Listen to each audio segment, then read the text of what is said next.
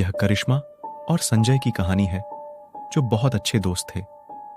करिश्मा और संजय कई दिनों से एक दूसरे से मिलने की कोशिश कर रहे थे, लेकिन अलग अलग शहरों में काम करने की वजह से दोनों ने कई दिनों की कोशिशों के बाद दिल्ली में मिलने का प्लान बनाया। करिश्मा ने घूमने की सभी जगहों की लिस्ट बना ली थी। उन्होंने अपने तरीके से सब कुछ प्लान कर लिया था, ताकि दोनों को किसी अनजान शहर में जाने के बाद कोई परेशानी ना हो। रहने के लिए करिश्मा ने एक होटल में कमरा बुक किया और 18 मार्च की रात दोनों दिल्ली एयरपोर्ट पर मिले। करिश्मा, हेलो संजय, तुम्हें पता है कि मैंने तुम्हें कितना मिस किया। संजय, मैंने भी आपको बहुत मिस किया। दोनों एयरपोर्ट से सीधे होटल की ओर निकले। करीब 1 घंटे बाद दोनों अपने होटल पहुंचे। होटल बाहर से बहुत खूबसूरत लग रहा था। इतना खूबसूरत होटल देखकर संजय बहुत खुश हुए। दोनों ने होटल में चेक इन कर लिया। अपने रूम में पहुंचते ही दोनों फ्रेश हो गए और एक दूसरे से बात करने लगे। दोनों का ही लॉन्ग डिस्टेंस रिलेशनशिप था और एक साल में दोनों का मिल पाना होता था, और 1 साल बाद भी दोनों एक दूसरे से मिल रहे थे।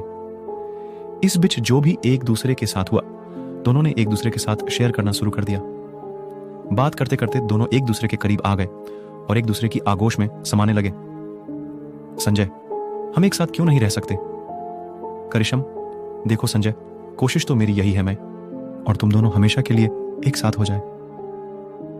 करिश्म और संजय एक दूसरे से बात कर ही रहे थे कि तभी रूम के बाथरूम से कोई आवाज आने लगी।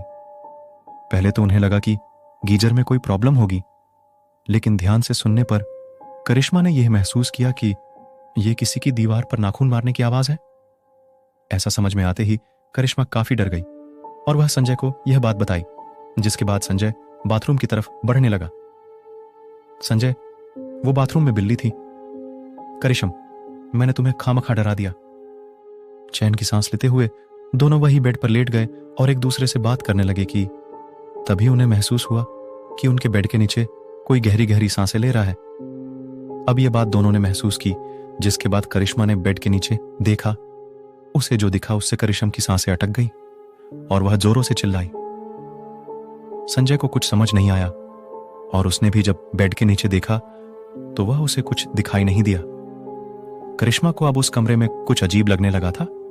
उसे वह किसी तीसरे के होने का एहसास होने लगा।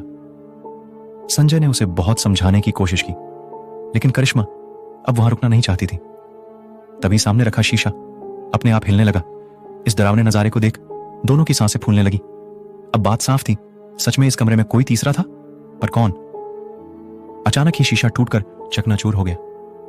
लेकिन अब जो उन दोनों ने देखा वो बेहद ही परेशान करने वाला मंजर था।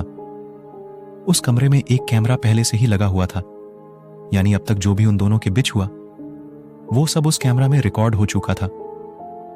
दोनों काफी खबरदार आ चुके थे और फिर दोनों जल्दी जल्दी अपने कपड़े पहनना शुरू किया।